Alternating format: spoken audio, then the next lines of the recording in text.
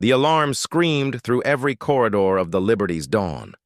Red emergency lights painted the walls in blood-colored flashes as the ship shook from another direct hit.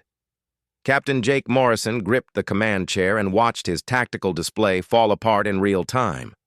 "Shields at 15%, Ryan Hughes called out from his station. The young lieutenant's voice stayed calm even as sweat ran down his face. "We've got 6 more ships closing in from the port side." Jake knew they were finished. The ambush had come from nowhere. One moment they were scanning the Xerion Nebula for mineral deposits. The next they were surrounded by alien warships that moved like hunting wolves.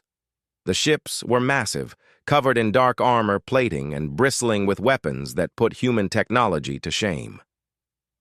"Return fire on the lead vessel," Jake ordered.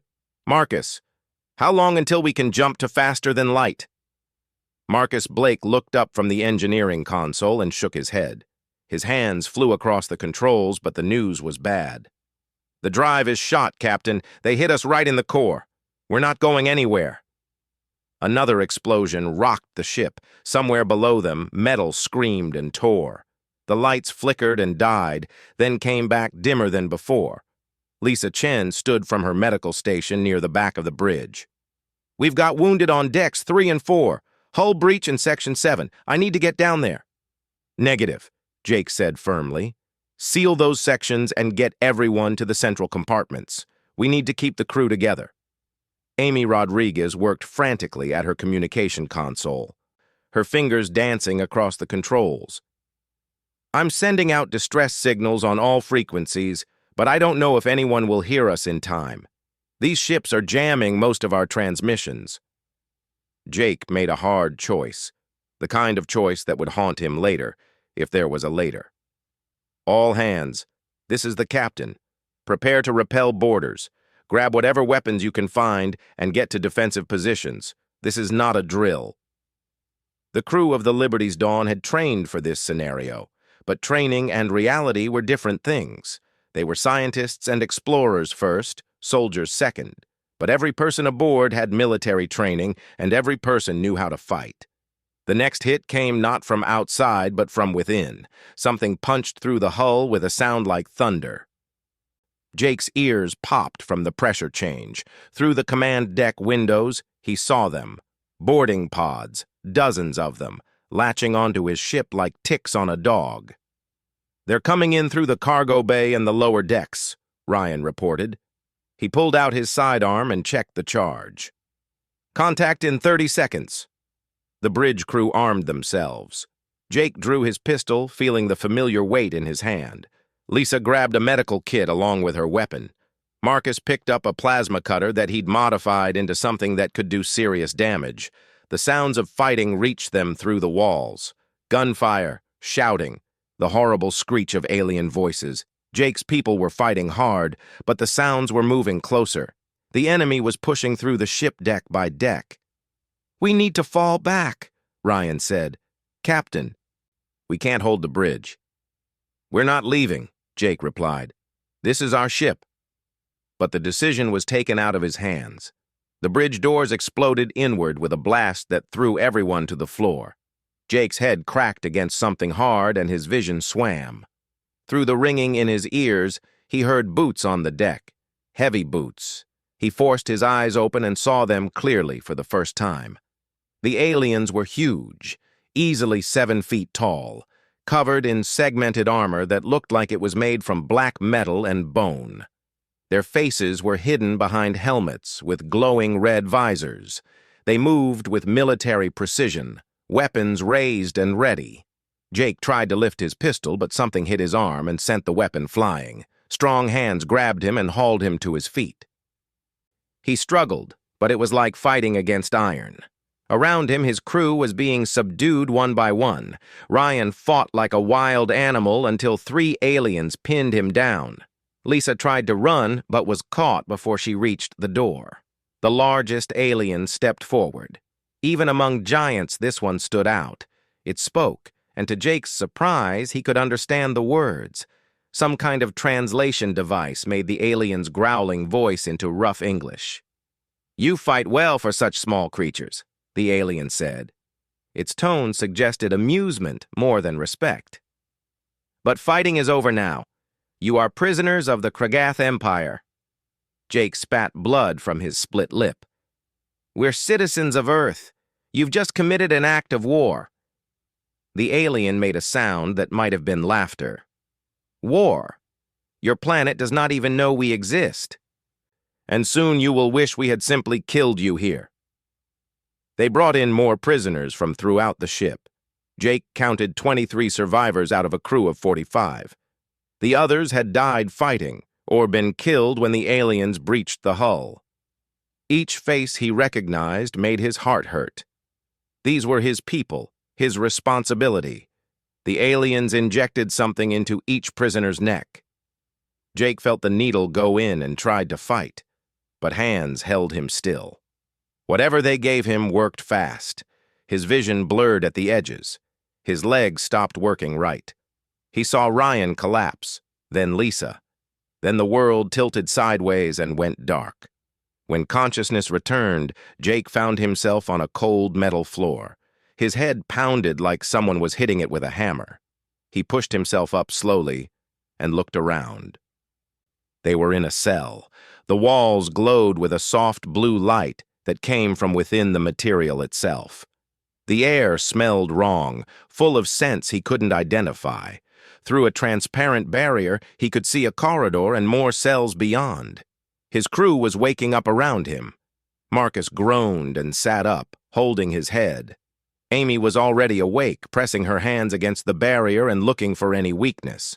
Ryan helped Lisa to her feet, checking her for injuries with gentle hands. "Everyone alive?" Jake asked. His voice came out rough. They counted off. 23 prisoners, all accounted for. Small comfort, but comfort nonetheless. "Where are we?" Lisa asked. Before anyone could answer, a figure appeared outside their cell. Another alien, this one wearing robes instead of armor. Its face was exposed, showing scales and too many eyes. When it spoke, the translation came through clearly. "Welcome to your new home, humans. My name is Zarthok, and I am your keeper." The alien's mouth parts twisted into something that might have been a smile. "You have been chosen for a great honor. You will fight in the grand arena of Krelva, where warriors from across the Empire compete for glory." "We're not warriors," Jake said, stepping forward. "We're explorers." "You killed 30 of my soldiers during the boarding," Zarthok replied. "That makes you warriors. Whether you are good warriors, we shall see. Most new species last less than 1 day in the arena. The audience enjoys watching weak creatures die." The alien turned to leave, then paused. "Rest while you can. Tomorrow, you fight. Tomorrow, the galaxy will watch you die for their entertainment." The alien left them in darkness and silence. Around him, Jake heard the sounds of his crew processing what they'd just learned. Some cried quietly, others sat in stunned silence. But Jake Morrison was already thinking, already planning. They wanted to. The guards came for them when the lights changed from blue to harsh white. They opened the cell and herded the humans out with weapons that crackled with electricity. Jake kept his people calm as they walked through corridors that twisted and turned in ways that made no sense to his Earth-trained mind. They heard the arena before they saw it. A roar like ocean waves crashing against rocks, but the waves were voices. Thousands of alien voices screaming for blood. The corridor ended at a massive gate made of black metal. Through the gaps, Jake could see the arena floor stretching out like a small desert of packed dirt and sand. The walls rose up on all sides, covered with viewing platforms packed with aliens of every shape and size imaginable. Some had scales, some had fur, some looked like walking plants. All of them were screaming. "Stay together," Jake ordered his crew. "Watch each other's backs. Remember your training." The gate opened with a grinding sound that Jake felt in his bones. The guards shoved them forward into blinding sunlight. The noise hit them like a physical force. Jake squinted up and saw the sky was wrong, a deep purple color that Earth had never known. This was not their world. This was not their home. The humans stood in a tight group at the center of the arena floor. The ground was covered with debris, broken weapons, bones, dark stains that could only be old blood. Jake's military mind cataloged everything automatically, looking for anything they could use. "Captain, look," Ryan said, pointing up at the viewing platforms. A massive screen flickered to life, showing close-ups of the human prisoners. Text scrolled beneath in languages Jake couldn't read. He didn't need to read it to understand. They were being introduced, advertised, like products going on sale. Marcus crouched down and picked up a long bone, testing its weight. "It's something," he said quietly. Lisa grabbed a jagged piece of metal from the ground. Her hands shook, but her jaw was set with determination. Around them, the other crew members armed themselves with whatever they could find: rocks, broken poles, shards of alien armor. Amy moved close to Jake. "What's the plan?" "Captain," Jake looked at his people. 23 humans against whatever these aliens threw at them. "We make them regret bringing us here." A horn blared across the arena, so loud it hurt. The crowd noise changed, rising to a fever pitch. On the far side of the arena, another gate opened. What came through made Jake's blood run cold. They were reptilian, standing on 2 legs but built like predators. Each one was at least 8 feet tall, covered in scales that looked like armor plating. Their heads were long and filled with teeth. Their hands ended in claws that gleamed like knives in the sun. 6 of them stalked onto the arena floor, moving with the confidence of creatures that had never lost. "Varkesh," one of the guards had called them during the walk. Hunters from a death world where only the strongest survived. The creatures saw the humans and split into 2 groups, circling around them like wolves around sheep. They made sounds to each other, clicking and hissing. Jake didn't need a translator to know they were planning the kill. "Spread out," Jake ordered quietly. "Make them come to us. Don't bunch up." The humans moved apart, forming a loose circle. The Varkesh watched with what might have been confusion. Prey didn't usually spread out. Prey huddled together in fear. The first Varkesh attacked without warning. It charged at Marcus with speed that seemed impossible for something that big. But Marcus had been ready. He dove to the side at the last second, and the creature's claws cut only air. Ryan was there with a thick bone, swinging it like a bat into the Varkesh's knee joint. The creature stumbled. Marcus rolled to his feet and brought his bone weapon down on the alien's head with all his strength. The bone cracked, but so did something in the creature's skull. It fell hard and didn't get up. First blood to the humans.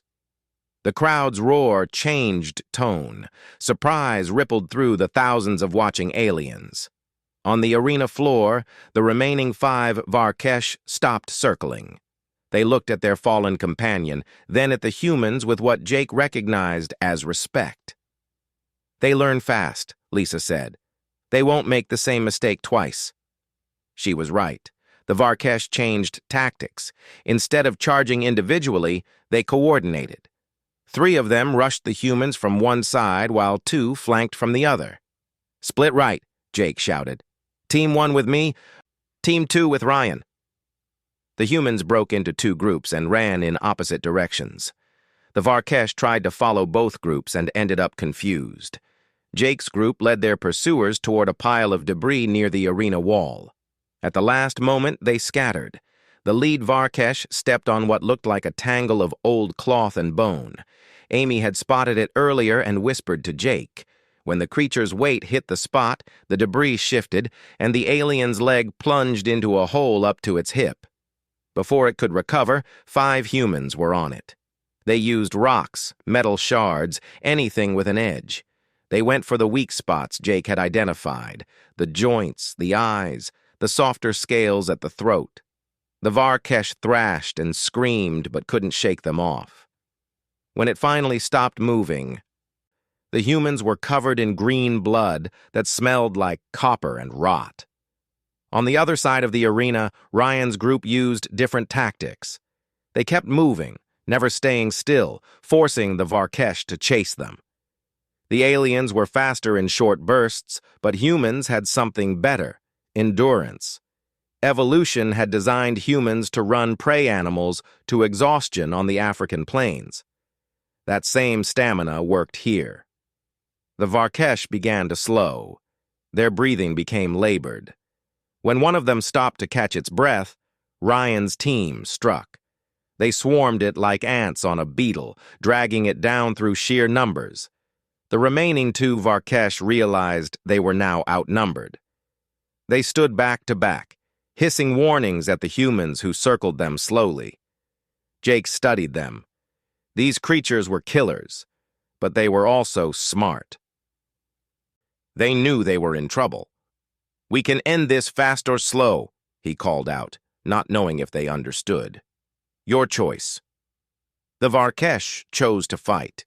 They charged together, trying to break through the human circle. But the humans were ready. They had learned from watching how the creatures moved, how they attacked, where their armor was weakest. What followed was brutal but efficient. The humans didn't fight with honor or style. They fought to survive. They tripped, they distracted, they hit from behind. When one Varkesh fell, they made sure it stayed down before moving to the next. When the last Varkesh collapsed in the dirt, silence fell over the arena. 23 humans stood among 6 dead hunters, breathing hard, covered in blood and dirt. Jake looked up at the thousands of watching aliens. The screen showed close-ups of human faces. Some were crying. Some looked shocked at what they had done, but all of them were alive. Then the crowd exploded, not with anger or disappointment, but with something Jake hadn't expected: excitement. The aliens were cheering, not for the Varkesh who had fallen, but for the humans who had survived. On the viewing platforms, aliens jumped and shouted. Some made gestures that might have been applause. The screens showed replays of the fight, highlighting moments where human tactics had overcome alien strength. "What's happening?" Amy asked, confusion clear in her voice. Lisa watched the crowd with clinical interest. "I think we just became popular." The guards returned to escort them back to their cells, but now they kept their distance, looking at the humans differently than before. These weren't weak creatures anymore. These were fighters who had just taken down opponents twice their size. As they walked back through the corridors, Jake noticed other prisoners in other cells. Aliens of various species watching them pass. Some looked afraid, others looked angry, but many looked interested. Back in their cell, the humans collapsed against the walls. The adrenaline was wearing off, replaced by pain and exhaustion. Lisa moved among them, checking injuries with supplies she'd managed to grab from the arena floor. "We won," Marcus said, as if he couldn't believe it. "We actually won." "We survived," Jake corrected. "That's different than winning. Winning means getting out of here." Ryan cleaned green blood from his makeshift weapon. "They'll throw worse at us next time. Today was probably meant to be easy, and it almost killed us." "Then we train," Jake said. "We learn. We adapt. That's what humans do better than anyone." He looked around at his crew, seeing the determination in their faces despite the fear. "Every fight teaches us something. Every opponent shows us their weaknesses. We use that." Amy managed a tired laugh. "So we're going to study our way out of gladiator school?" "If that's what it takes," Jake replied. Through the transparent barrier, they could see activity in the corridor, aliens stopping to look at them, guards talking in excited tones. On screens mounted to the walls, replays of their fight were being shown over and over. 3 weeks passed in blood and sand. 3 weeks of fighting, surviving, and learning. The humans were thrown into the arena 7 more times, and 7 more times they walked out alive. Each victory seemed to surprise the watching aliens more than the last. But Jake knew the truth. They weren't winning because they were lucky. They were winning because they were learning faster than anyone expected. Every evening after the fights, the crew gathered in their cell. They turned their prison into a war room. Jake had established a system. Each person would share what they observed during the day's fight, and the group would analyze it together. "The Gruulthak we fought today," Ryan said, using a piece of sharp rock to draw on the cell floor. "They're strong, maybe 5 times stronger than us, but they overheat fast. Did anyone else notice?" "Yes," Lisa confirmed. "After about 10 minutes of hard fighting, they started slowing down. Their breathing became irregular." "I think their biology doesn't handle sustained activity well," Amy added her observation. "They also rely on intimidation. They roar and beat their chests before attacking. It's meant to scare opponents into freezing up." Jake nodded, making mental notes. "So next time we face them, we keep moving. Wear them down. Don't let them get their hands on us in the first few minutes when they're strongest." This was how they did it. Every alien species had advantages, but every species also had weaknesses. The humans were figuring out the patterns. Marcus had been studying the arena itself. "The environment changes," he said. "Sometimes it's hot, sometimes cooler. I think they control it based on what opponents we face. Today was hotter because the Gruulthak prefer heat. Which means we can predict what kind of fighters we'll face based on the temperature when they bring us in," Jake said.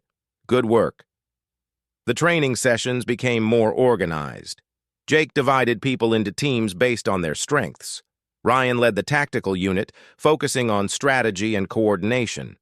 Marcus trained a group in weapons creation, teaching them how to make the most of arena debris. Lisa ran medical drills, showing everyone how to treat common injuries quickly. Amy discovered she had a talent for reading opponents. She could watch how a creature moved and predict its next action. "It's like they're programmed," she explained. "Each species has patterns. Once you see the pattern, you can counter it."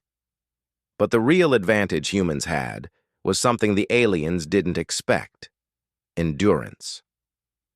During their 4th fight, against a pack of quick predators called the Zintar, the humans had simply refused to engage directly. They kept moving, always staying just out of reach, forcing the Zintar to chase them around the arena. After 20 minutes, the Zintar were exhausted. After 30, they could barely stand. The humans had barely broken a sweat. Jake later learned that most arena fights lasted less than 15 minutes. No species could maintain high activity longer than that, except humans. Humans had evolved to run down prey across vast distances. Their bodies were designed for endurance hunting. What had kept their ancestors alive on Earth now kept them alive in an alien arena. "We can outlast almost anything," Marcus realized after that fight. "It's like the old Earth saying, we're not the fastest, not the strongest, but we just keep coming." The ability to sweat was another unexpected advantage. While other species had to stop fighting to cool down through panting or seeking shade, humans could regulate their temperature while staying active. In the hot arena environment, this gave them a critical edge. Their hands were tools that most species lacked. Opposable thumbs and fine motor control meant the humans could create and use complex weapons. Marcus had become a master at it, crafting spears with balanced weight, clubs with proper grip, and even crude armor from scavenged materials. Most species either have natural weapons like claws, or they've evolved past needing them, Marcus explained while working on a new spear design. Humans are stuck in the middle. We lost our claws and fangs, but we gained hands that can make anything. In a place where we have to improvise weapons from trash, that's huge. But their greatest advantage was something no alien seemed to understand: tactical flexibility. During one fight against a species called the Court Val, Jake's team had pretended to retreat in panic. The Court Val, confident of victory, had broken formation to chase individual humans. That's when the trap was sprung. The humans regrouped and surrounded the separated aliens, taking them down one at a time. "They fight the way they've always fought," Ryan observed, "like they're following a script. But we adapt to every situation. We think about what they expect and do the opposite." The guards and overseers noticed the changes. Zarthok visited their cell more frequently, his many eyes watching them with something that might have been concern. "You continue to survive," the alien said one evening. "This is unexpected. Humans were supposed to be weak." "We are weak," Jake replied honestly. "Compared to most species here, we're smaller, slower, and less armored. But we're not stupid, and we don't quit." Zarthok made a sound like grinding rocks. "The audience grows fond of you. Betting odds have shifted dramatically. Some sponsors have expressed interest." "Sponsors?" Lisa asked. "Wealthy individuals who support fighters in exchange for a share of winnings. You would receive better food, medical care, even weapons training." Zarthok's eyes focused on Jake. "If you accept sponsorship, your survival odds increase significantly." Jake considered it. Better resources meant better chances of keeping his people alive. But it also meant becoming part of the system, playing by their rules. "We'll think about it," he said finally. After Zarthok left, the crew debated the offer. Some wanted to accept, seeing it as a path to survival. Others worried it would make escape harder. "We can use their resources against them," Ryan argued. "Learn their systems from the inside, get access to areas we couldn't reach otherwise." Amy disagreed. "The moment we accept sponsorship, we become their property officially. Right now we're prisoners, but we're not playing their game willingly." Jake let them argue, listening to all sides. This was how he led, by letting his people have voices, by making decisions together when possible. It was slower than dictating orders, but it built trust and unity. "Here's what we do," he said when the debate wound down. "We accept the sponsorship, but we don't forget who we are or why we're here.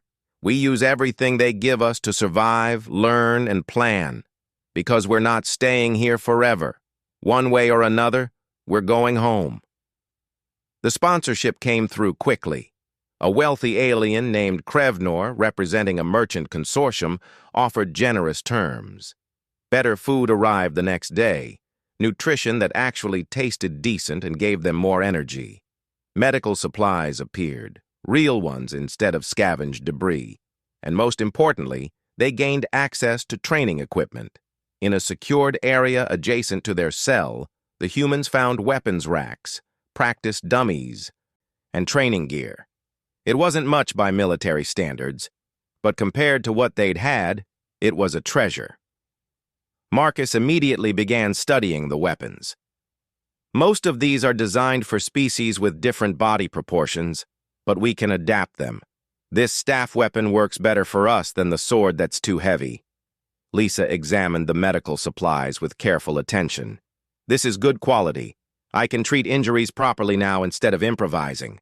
Some of this tech is more advanced than what we had on the Liberty's Dawn." The training sessions intensified. Jake pushed his people hard, knowing that every skill they learned was a skill that might save their lives. They practiced formations, communication under stress, and team tactics. Ryan developed a system of hand signals that worked even in the noise of the arena. Amy trained everyone on reading body language and predicting attacks. Marcus held weapons workshops, teaching proper grip, balance, and striking techniques. But they also maintained their most important advantage. They trained together as a unit. While other arena fighters were individuals or small groups, the humans operated as a military squad. They covered each other's weaknesses and combined their strengths.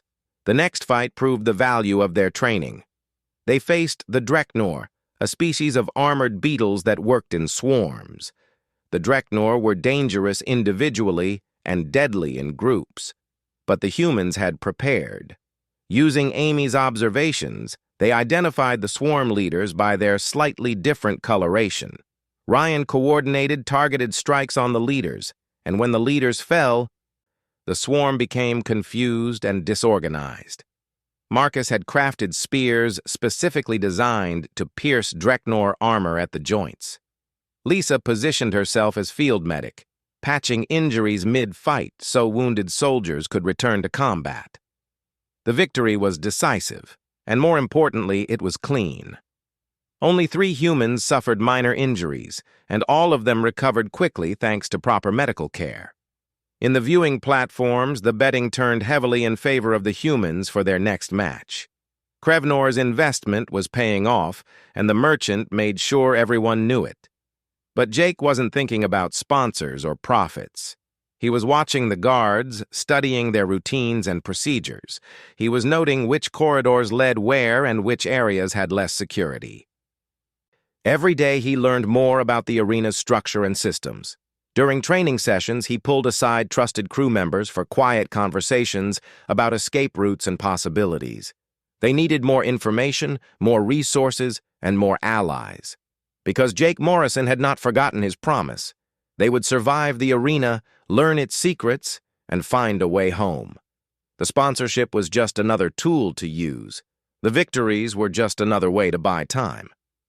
"They think we're becoming gladiators," Jake told Ryan one night when everyone else was sleeping.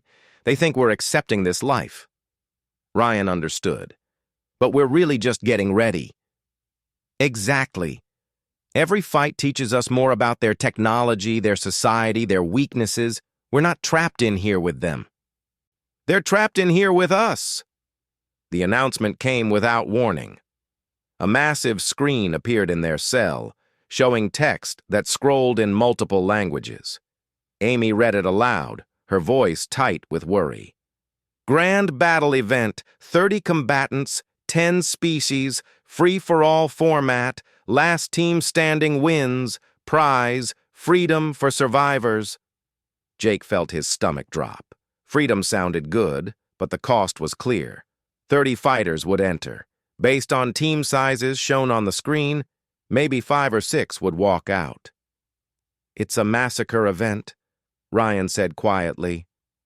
"The kind they do when they want maximum entertainment value. Lots of blood, lots of death." Marcus studied the list of species that would participate. Some of these are serious killers. The Krathnok are apex predators from a high-gravity world. The Shendari are cybernetically enhanced soldiers. We're going to be severely outmatched. Lisa looked pale but determined. "How do we prepare for something like this?" Jake paced the cell, thinking hard. A free-for-all meant chaos. It meant every team for themselves, no allies, no coordination beyond individual groups. That was how the aliens expected it to work. But humans specialized in doing the unexpected. "We don't try to fight everyone at once," Jake said. "We defend, we observe, and we let them wear each other down. Most species will go for the quick kill, trying to eliminate threats early. We'll be patient." The day of the battle arrived with drums and fanfare. The arena was packed tighter than Jake had ever seen it. Aliens crowded every viewing platform, and screens floated in the air showing close-ups of the combatants as they were introduced. The humans were led into the arena from the eastern gate. From other gates, the other teams emerged. Jake counted quickly, 4 Krathnok moving like liquid death, 3 heavily armored Shendari with glowing cybernetic implants, 5 Grulthak beating their chests and roaring, 2 massive Dreknor beetles, 3 insectoid Zintar, and others. But one group caught Jake's attention. 4 slender aliens with multiple arms, moving nervously and staying close together. Their skin was pale blue and covered in markings that might have been tattoos or natural patterns. Unlike the predators and soldiers, these aliens looked scared. "The Thelnari," Amy said, recognizing them from intelligence briefings they'd received during training. "They're scholars and scientists, not fighters." "What are they doing here?" Lisa asked. "Same thing we are," Jake replied. "Wrong place, wrong time, and the Kragath don't care." The horn blared. The battle began. Immediately, the arena exploded into violence. The Krathnok went after the Grulthak in a display of speed and savagery. The Shendari formed a tight formation and advanced on the Dreknor. The Zintar scattered and started hunting smaller opponents. The humans did exactly what Jake ordered. They formed a defensive circle, backs together, and waited. Two Grulthak noticed them and charged. But these weren't the first Grulthak the humans had fought. They knew the pattern. The creatures were strong and fast for the first few minutes. Then their systems overheated. "Fall back," Jake ordered. "Keep them chasing." The humans moved as a unit, staying just ahead of the Grulthak, forcing the aliens to run and expend energy. The creatures roared in frustration, unable to catch their prey. Around the arena, other fights raged. Blood sprayed across the sand. Bodies fell and didn't rise. After 5 minutes, the Grulthak were slowing. After 10, they were breathing hard. The humans turned and struck, using spears and coordinated attacks to bring down first one, then the other. The crowd roared its approval, but Jake wasn't watching the crowd. He was watching the Thelnari. The four-armed aliens were in serious trouble. They had tried to avoid the fighting by staying near the arena wall, but one of the Zintar had spotted them. The insectoid predator was fast and armed with natural blade limbs that could cut through armor. 3 Thelnari huddled together while the fourth, slightly larger than the others, tried to defend them with a broken pole. It wasn't working. The Zintar was toying with them, cutting shallow wounds and making them bleed. "Captain, we need to help them," Amy said. "That's not part of the plan," Marcus objected. "We help them. We expose ourselves to attack from other teams." "We help them because it's right," Lisa said firmly. Jake made a split-second decision based on instinct and something deeper. He thought about Earth, about humanity's long history of forming alliances, of protecting the weak, of choosing honor over survival. It was what separated humans from simple predators. "Ryan, Marcus with me. Everyone else maintain defensive position. We move fast." 3 humans broke from the group and sprinted toward the Thelnari. The Zintar saw them coming and turned, blade limbs raised. It expected easy prey. It got Ryan's spear instead. The throw was perfect, catching the creature in its primary eye. The Zintar shrieked and stumbled. Jake and Marcus hit it from both sides, driving it down and making sure it stayed down. Amy reached the Thelnari and pulled the injured one towards safety. "Come on, move!" The larger Thelnari stared at her with wide eyes. "You saved us? Why?" "Explanations later," Amy said. "Right now, stay behind us." The humans and Thelnari retreated to the defensive position. The 4-armed aliens looked confused and terrified, but they followed orders. Lisa immediately started treating their wounds. "These cuts are clean. I can stop the bleeding." She worked quickly, using supplies from the kit she'd brought into the arena. The Thelnari, who had tried to defend the others, watched Lisa work with fascination. "You help the wounded? Even those not of your species?" "We're all prisoners here," Lisa replied.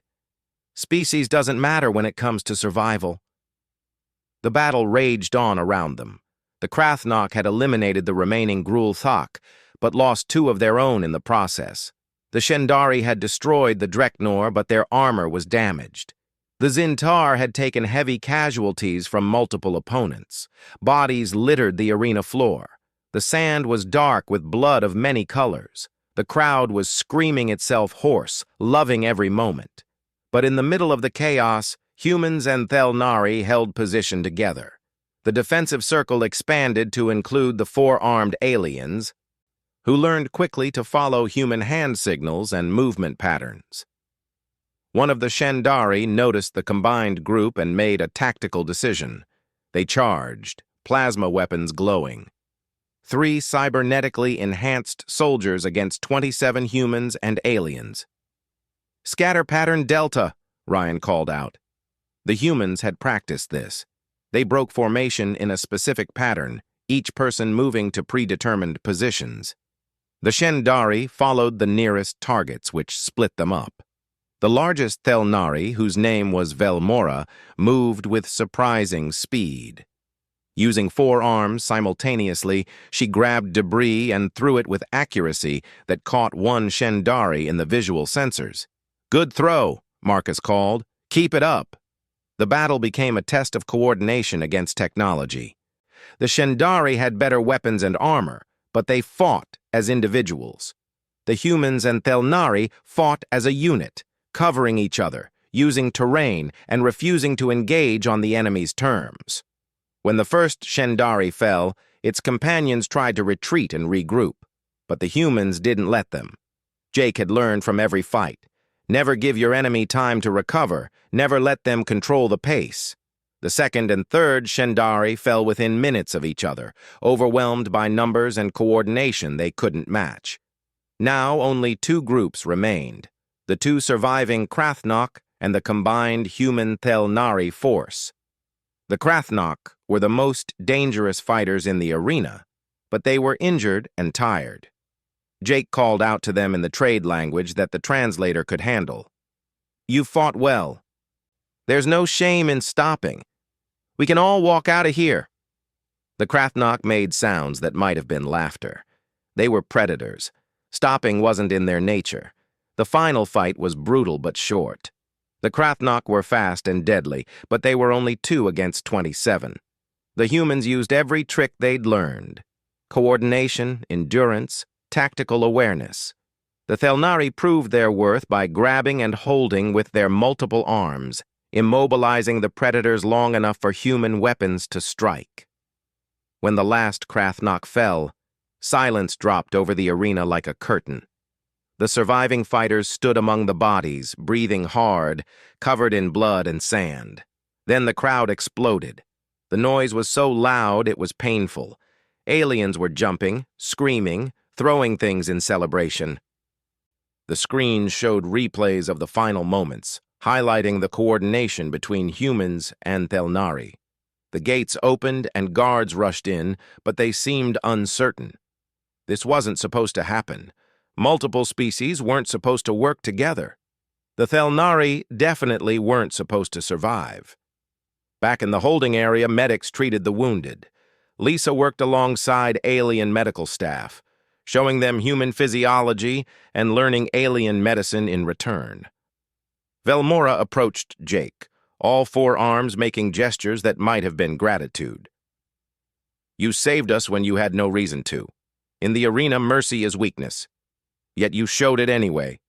"We're human," Jake said simply. "We don't let people die when we can help them."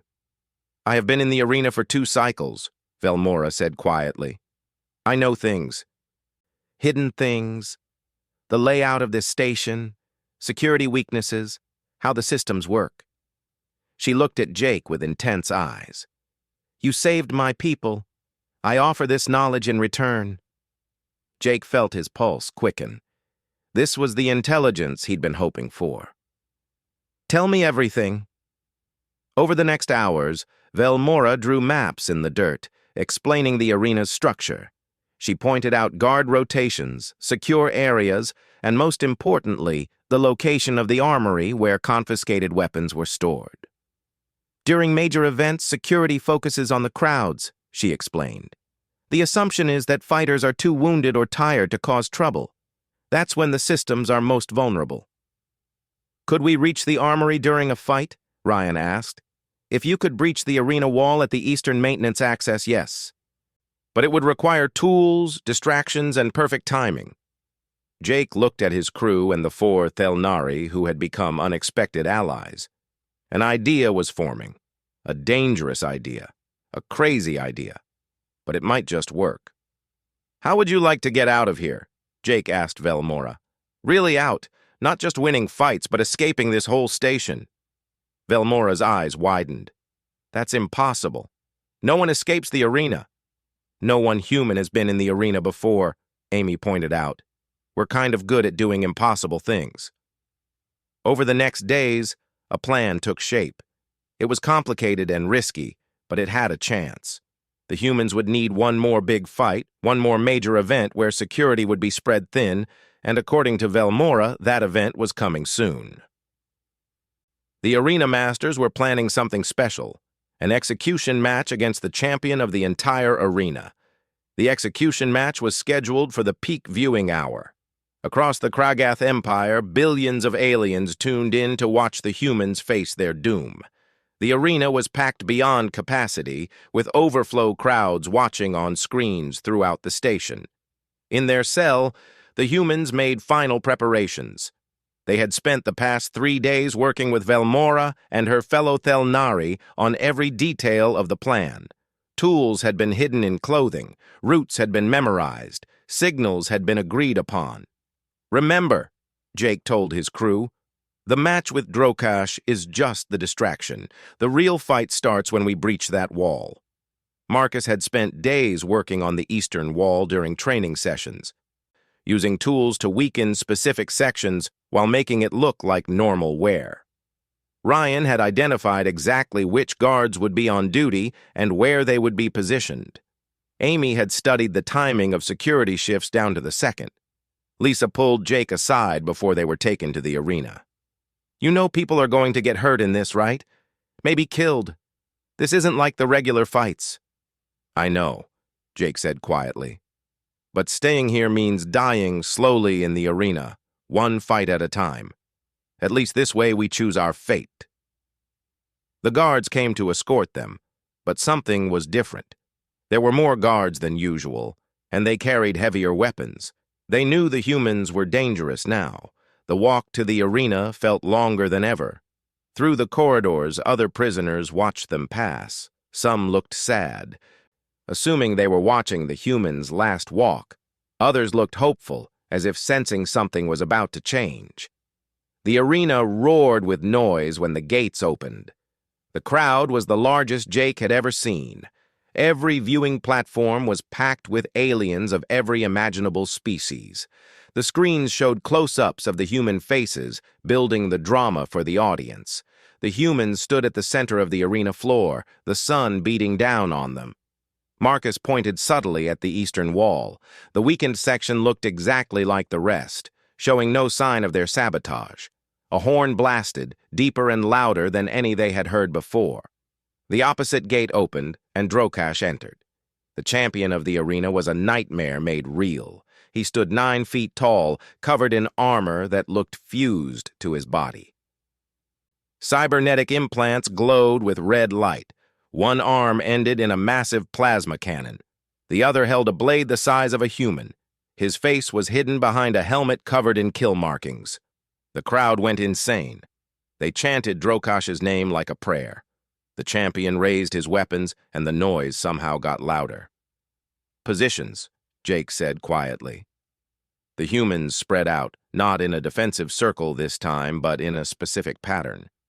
They moved toward the eastern wall, seemingly retreating from Drokash in fear. The crowd loved it, thinking they were watching prey flee from the ultimate predator. Drokash charged, moving with speed that shouldn't have been possible for something that large. His plasma cannon fired, and the ground exploded where Ryan had been standing a second before. The humans scattered, running in different directions, but they weren't running in panic. They were running to specific positions, drawing Drokash exactly where they needed him. "Now!" Marcus shouted. 3 humans turned and threw their weapons at the champion. Not at his armor, but at the ground in front of him. The weapons hit the weakened section of floor that Marcus had sabotaged during their last fight. The section collapsed, and Drokash stumbled, his momentum carrying him forward. The champion's weight hit the weakened arena wall. Stone cracked, metal groaned, and then the entire section gave way with a sound like thunder. Drokash fell through the breach, landing hard in the maintenance corridor beyond. Before the guards could react, the humans were through the hole and running. The arena exploded in confusion. Alarms blared. Screens showed the empty spot where the humans had been. Security teams scrambled, but they had been positioned to control the crowd, not to stop prisoners from breaching the arena floor. In the maintenance corridor, Jake's team moved fast. Velmora had drawn them maps, and they followed the route exactly. Behind them, they heard Drokash roaring in fury and the sound of heavy boots giving chase. Left here, Amy called, reading the route from memory. Then straight for 200 yards. They ran through corridors that twisted in strange directions, past pipes and machinery that made no sense to human eyes.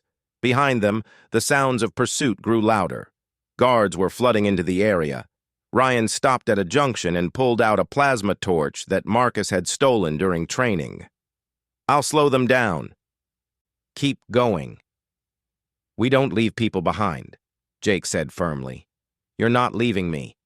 I'm choosing to stay and buy you time. Now go. Ryan sealed the corridor behind them with a plasma weld that would take the guards precious minutes to cut through. Then he ran to catch up, taking alternate routes that Velmora had shown them. The armory was exactly where Velmora said it would be. The door was locked with alien technology, but Marcus had learned enough from watching the guards. The lock clicked open. Inside, the humans found treasure. Weapons from dozens of species, taken from captured crews and defeated fighters. Human weapons, too, including guns from the Liberty's dawn. Arm up, Jake ordered. Grab everything you can carry.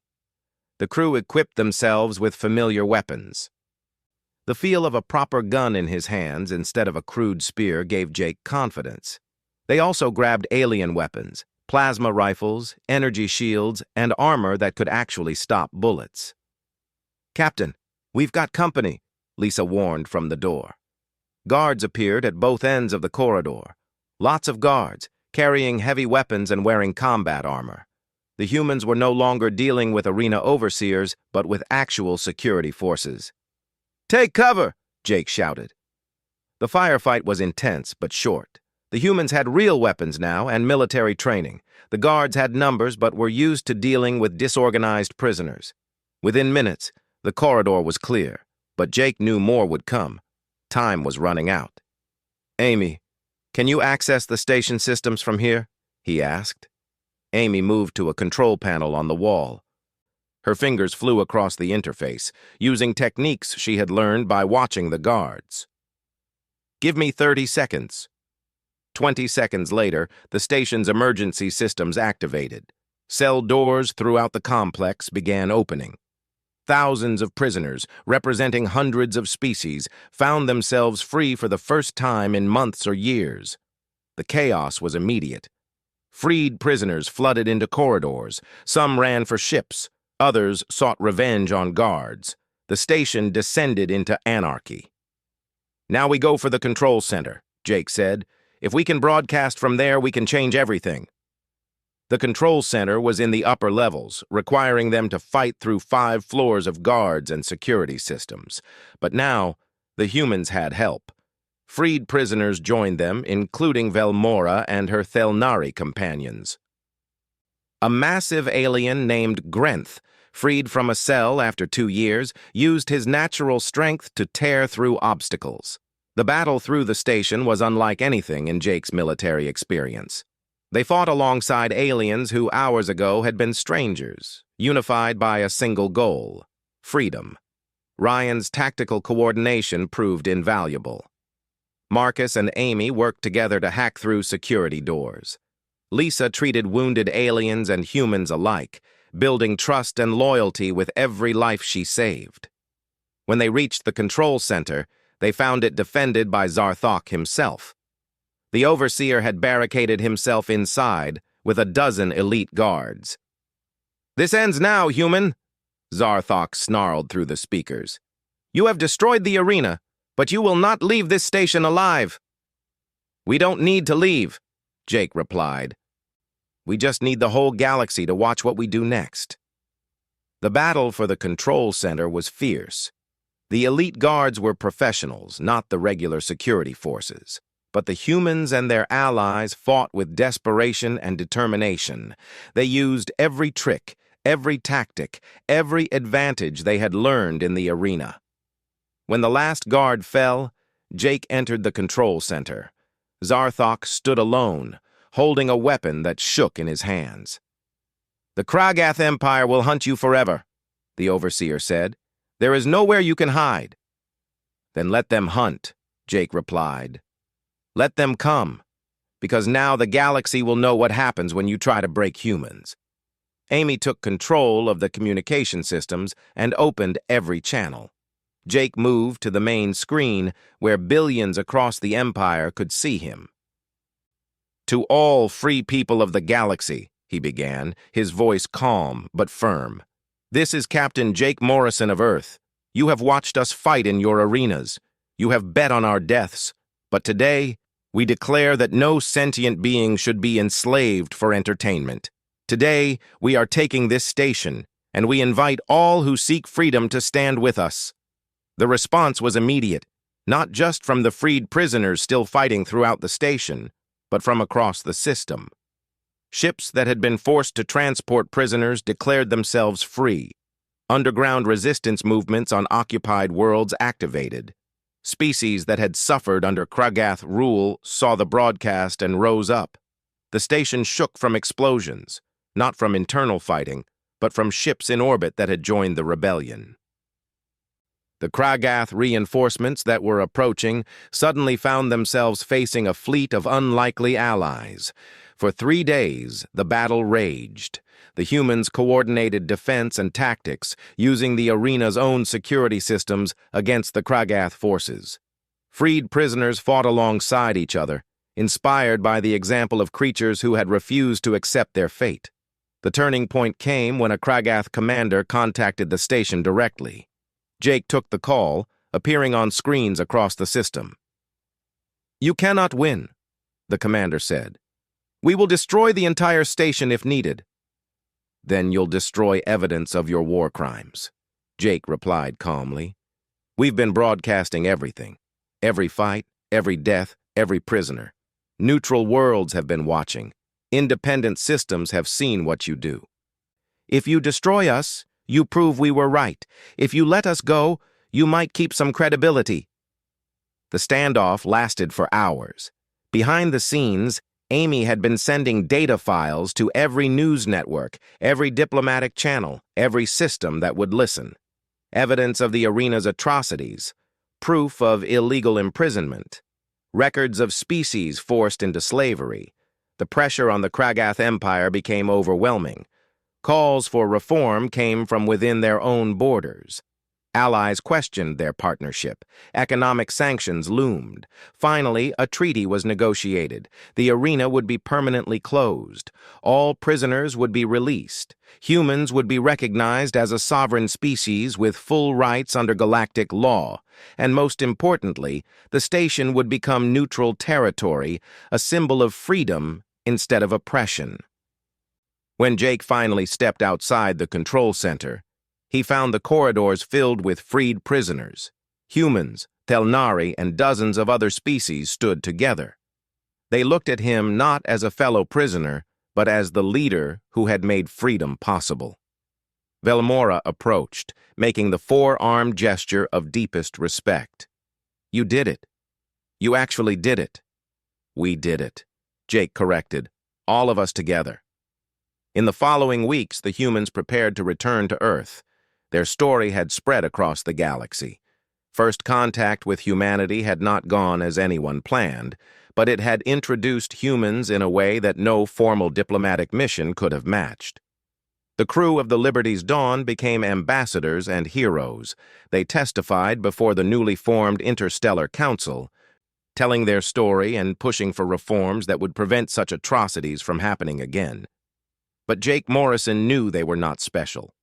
They were simply humans who had faced an impossible situation and refused to quit. They had used every advantage their species possessed: endurance, tactical thinking, cooperation, and the stubborn determination to survive against all odds. Months later, standing on Earth and looking up at the stars, Jake thought about the arena. He thought about the aliens who had underestimated humanity. He thought about the friends he had lost and the ones who had survived. "What are you thinking about?" Lisa asked, joining him on the observation deck. "About how we went up there as explorers and came back as warriors," Jake said. "About how the galaxy now knows what humans are capable of when pushed to the edge." "Is that a good thing or a bad thing?" Jake considered the question. Across the galaxy, new alliances were forming. Species that had been enemies were talking. The arena incident had sparked changes that would take generations to fully realize. "It's human," he said finally. "We don't start fights, but we sure know how to finish them." The galaxy learned that lesson the hard way, and maybe that's exactly what they needed to learn. Lisa smiled. "Humanity, fuck yeah?" Jake laughed. "Yeah, humanity, fuck yeah." Above them, the stars shone with new promise. Earth was no longer alone in the universe. Humanity had a place among the stars. They had earned it in blood and sand, in an arena designed to break them. But they had not broken. They had bent, adapted, learned, and ultimately triumphed. Because that was what humans did. That was what they had always done. From caves to cities, from Earth to the stars, humanity survived by refusing to accept defeat. The captured soldiers had been thrown into an alien death arena, and they had fought back. Not just with weapons, but with intelligence, determination, and the unbreakable bonds of loyalty and cooperation. The galaxy would never underestimate humanity again, and humanity would never forget the lessons learned in the arena. That strength came not from size or natural weapons, but from working together, from adapting to challenges, and from the simple, stubborn refusal to give up. The story of the Liberty's dawn became legend. Children on Earth and alien worlds alike learned about the humans who changed the galaxy. The arena that was meant to break them had instead become the crucible that forged humanity's place among the stars. And somewhere in the vastness of space, former prisoners who had fought alongside the humans told their own stories, spreading the word about the small, weak creatures who possessed something more powerful than claws or armor: the unquenchable human spirit. The end. "His name is Drokash," Velmora said with fear in her voice. "He has killed more opponents than anyone in history. They save him for fighters who become too popular, too confident. They feed them to Drokash to remind everyone that the arena always wins." Jake smiled grimly. "Perfect. Let them think they're ending us. Meanwhile, we'll be ending them." The humans and Thelnari began preparing in secret. They trained together, learning each other's strengths. They hid tools and weapons. They memorized routes and timing. And when the announcement came that the humans would face Drokash in 3 days, Jake gathered everyone together. "This is it," he said. "We're going to walk into that arena, and we're going to walk out of it. But not through the gates they choose, through ones we make ourselves." Around him, humans and Thelnari nodded. They were ready. The galaxy thought it was going to watch an execution. Instead, it was about to witness a prison break. Above them, in the viewing platforms, aliens were placing bets on the next human fight. They saw entertainment and profit. They saw exotic fighters from a new species performing well. They didn't see soldiers gathering intelligence. They didn't see prisoners planning escape. They didn't see humans doing what humans did best, adapting to impossible situations and finding ways to survive. The arena had been designed to break spirits and end lives. But with every victory, with every lesson learned, with every advantage discovered, the humans became more dangerous.